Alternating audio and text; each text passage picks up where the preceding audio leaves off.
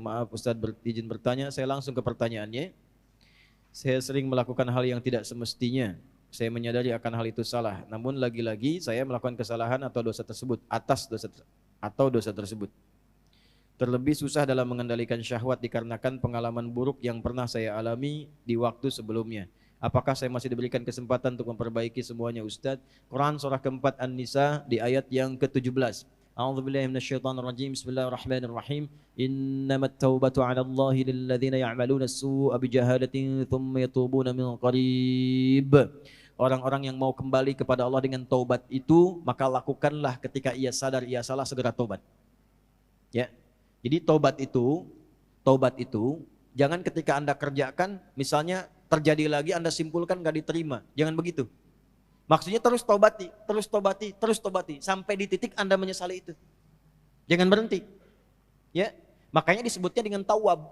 Allahnya menerima tawab, hambanya menghadap tawab. Jamaknya tawabin. Nah, orang yang terus begitu dicintai oleh Allah.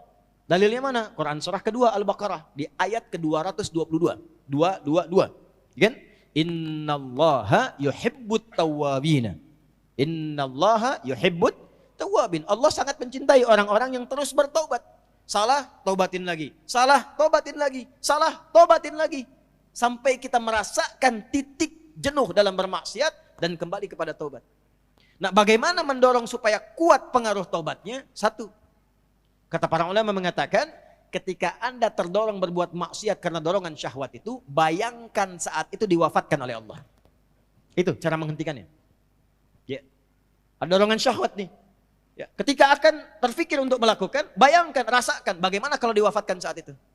Nah, itu akan menghentikan seketika. Ya, seketika itu akan berhenti. Nah, setelah itu bagaimana? Cari suhbatus sholihin, bergaul dengan orang soleh yang menghindari lingkungan tadi. Ya, kalau tayangan, hilangkan tayangannya, ganti dengan yang baik-baik. Bacaan, mulai hilangkan yang buruk, ganti dengan yang baik. Untuk menemukan itu, bergaul dengan orang soleh. Lihat, Anda pelajar di kampus, cari orang soleh. Ya, temani dia terus. Temani, supaya mendapatkan bagian dari kesolehannya. Setelah itu, latihan selanjutnya yang pertama, salat. Karena salat itu kuncinya. Inna salata tanha anil fahsya'i wal. Nah, syahwat itu munculnya dari fahsya. Pornografi, porno aksi, LGBT, kata-kata jorok dan lain sebagainya, itu dari syahwatnya fahsya.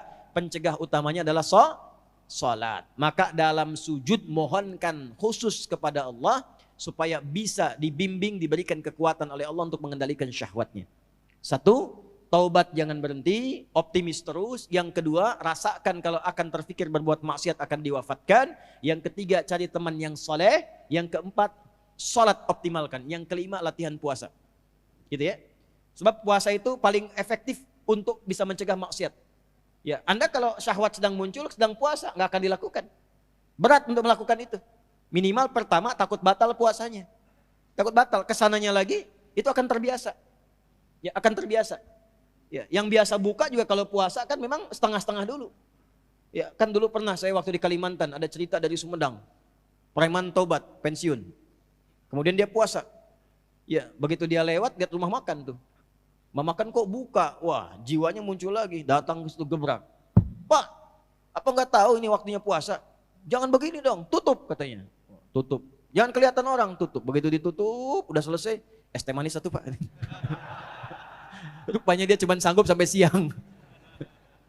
Tapi alhamdulillah kan sudah mulai kan. Besoknya tambah lagi. Makanya sebelum nanti masuk Ramadan, nanti kita belajar. Ya, di awal bulan ya di Tanah Kusir. Kita akan belajar salah satunya adalah latihan puasa sunnah. Itulah sebabnya nanti kenapa Sya'ban Nabi banyak puasa sunnah.